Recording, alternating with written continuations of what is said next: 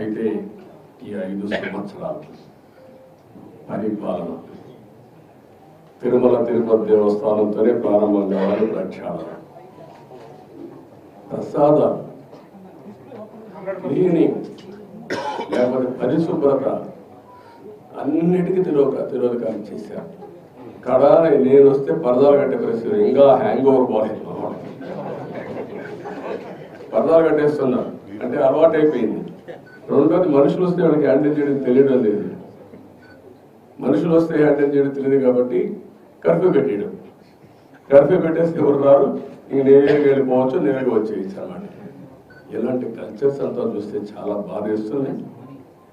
అదే మరి పెద్ద ఎత్తున అవకతవకలు జరిగాయి.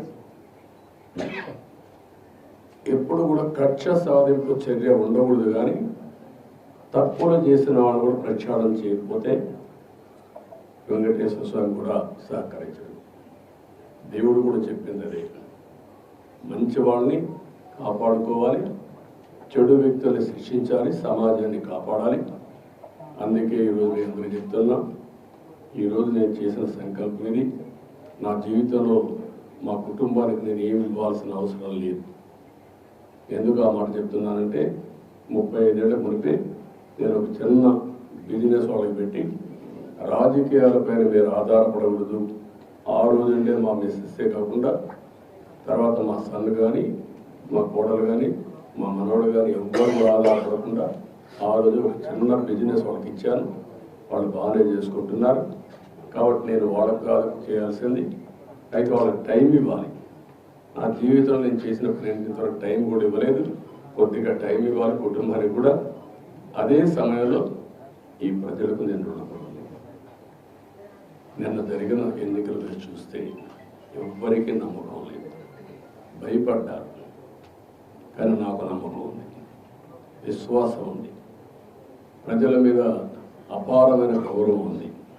నేను ఒకే మాట చెప్తాను, ప్రజలు గెలవాలి, రాష్ట్రం నిలబడాలి. తెలుగువారు ప్రపంచంలో ఎక్కడున్నా వచ్చి మీ బాధ్యత మీరు నిర్వహించమని చెప్పాను. ఆ బాధ్యత వాళ్ళు నిర్వహించారు. వాళ్ళు నిలిచారు, ప్రజలు గెలిచారు, రాష్ట్రాన్ని నిలబెట్టారు. వాళ్ళని మేము గౌరవించాలి. ఇప్పుడు ఆ కార్యక్రమానికి శ్రీకారం చుట్టాం. నేను ఏ ఒక్కరి వ్యక్తిని కాదు, వెంకటేశ్వర స్వామి సమక్షంలో చెప్తున్నా, నేను అందరి వాటిని, 5 కోట్ల ప్రజల మనిషిని, నేను 5 కోట్ల ప్రజలకు సంబంధించిన వ్యక్తిని. అయితే ఇక్కడ పనిచేసినప్పుడు రకరకాల మీడియా ఉన్నారు, మీరు ఒక పని చేశారు. కొంతమంది అయితే